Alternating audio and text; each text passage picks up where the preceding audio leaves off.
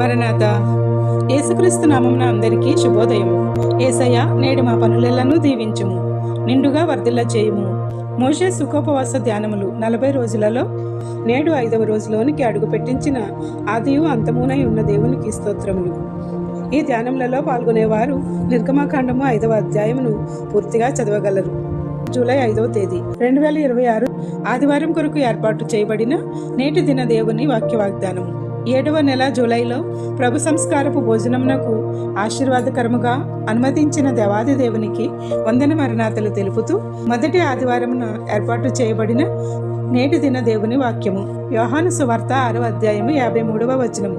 యేసు ఇట్లనెను, మీరు మనుష్య కుమారుని శరీరము తిని ఆయన రక్తము త్రాగితేనే కాని మీలో మీరు జీవము గలవారు కారు. ఆమేన్. సుఖోపవాస ధ్యానములు. నిర్గమాకాండము 5వ అధ్యాయము 22వ వచనము. మోషే యెహోవా యొద్దకు తిరిగి వెళ్ళి, ప్రభువా, నీవేళ ఈ ప్రజలకు కీడు చేసితివి, నన్నేలా పంపితివి? ఆమేన్. ప్రియమైన దేవుని విశ్వాసులారా, తనకు అతి ప్రియుడైన అబ్రహామునకు కూడా దేవుని పేరు సర్వశక్తి గల దేవుడని మాత్రమే తెలుసును. కానీ కేవలము మోషేకు మాత్రమే యెహోవా దేవుడనే నామమున ఆయన బయలుపరచబడెను. అంటే మోషే నాయకత్వానికి దేవుడు ఎంతగా ప్రాముఖ్యత ఇచ్చాడు అని మనం గ్రహించాలి. అందుకే ఫరో యెహోవా ఎవడని అడిగను.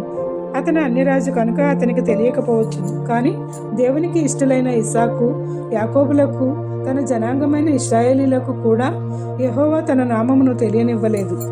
కేవలము మోషేతో పొదలలో అగ్ని రూపంలో మాట్లాడిన దేవుడు యెహోవాను తన దేవుని నామమును బయలుపరిచెను. ఆమేన్.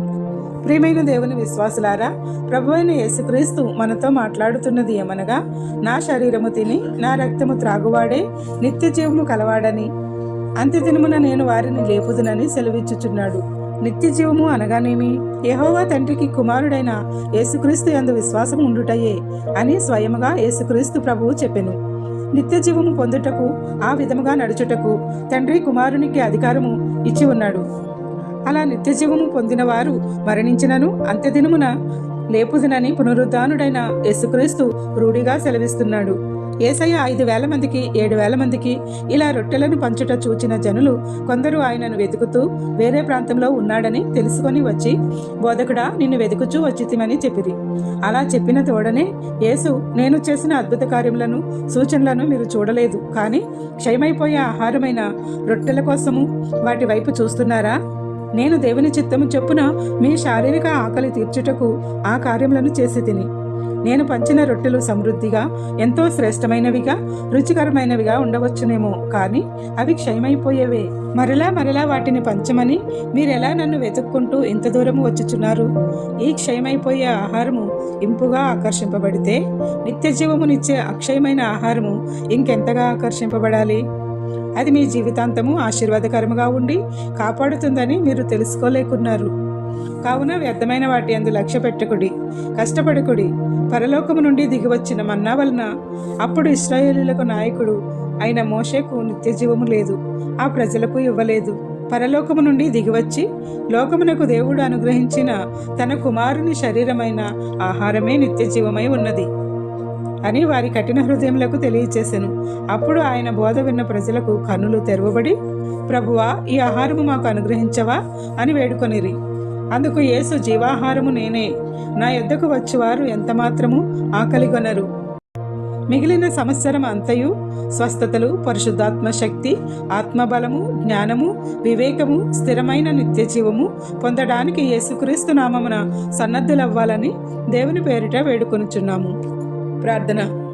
నిత్య జీవమై ఉన్న మా పరలోకపు తండ్రి, నీ కుమారుని ద్వారా నీ సంగమునకు నీవు అనుగ్రహించిన ఈ పరిశుద్ధ భోజనం యొక్క ఉద్దేశములన్నిటి విషయమై నీకు స్తుతులు సమర్పణ చేయుచున్నాము.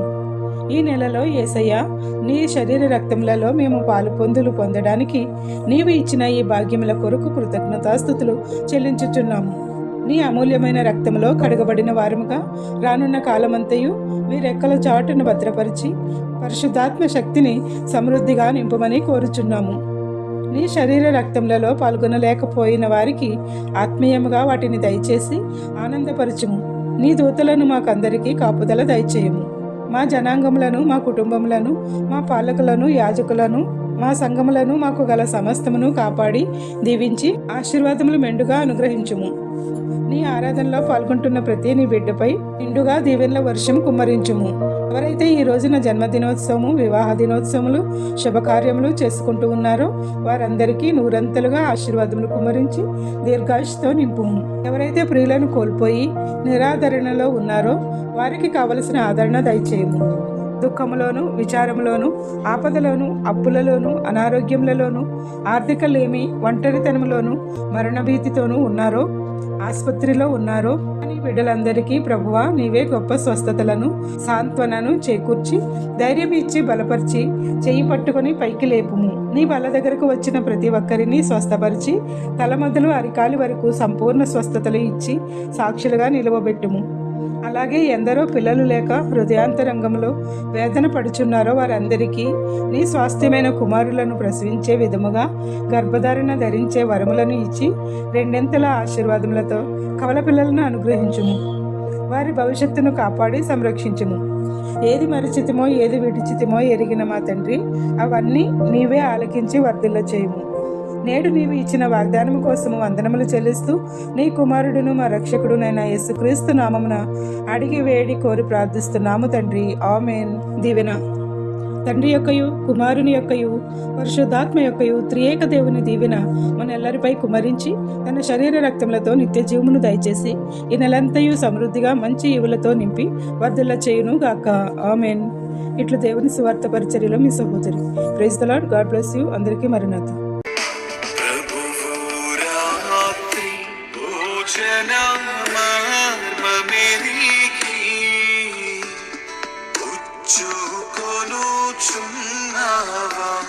ప్రియ విశ్వాసి ప్రభువు రాత్రి భోజన మర్మ మెరిగి పుచ్చుకొనుచున్నావా